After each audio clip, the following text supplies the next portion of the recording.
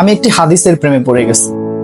হাদিসটা হচ্ছে ঠিক এমন যে যখন বান্দা একটি ঘরে কান্না শুরু করে এবং তখন আল্লাহর ফেরেশতারা বলে যে আল্লাহ তোমার এই বান্দাটা কি জন্য কষ্ট পাচ্ছে, এবং ফেরেশতারা আল্লাহর কাছে কান্নাকাটি করে বলে যে তার মনের ব্যথাকে তুমি আল্লাহ কমিয়ে দাও। তখন আল্লাহ তাআলা বলেন যে আমার বান্দা এমন কোনো কিছুর মায়া পড়েছিল বা ভালোবেসেছিল যা আমার চাইতে সে বেশি ওই জিনিসটার প্রতি ভালোবেসে ফেলেছিল।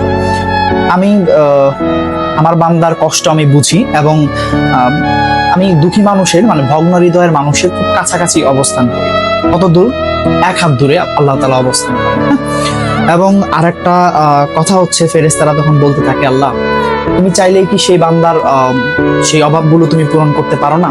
তখন আল্লাহ তাআলা বলেন যে আমি ওয়াদা করতেছি আমার বান্দা যে জিনিসটা তার জীবন থেকে হারিয়েছে তার চাইতে অধিক উত্তম জিনিস আমি তাকে দিব, যা দেখে পৃথিবীর মানুষ বিস্মিত হবে।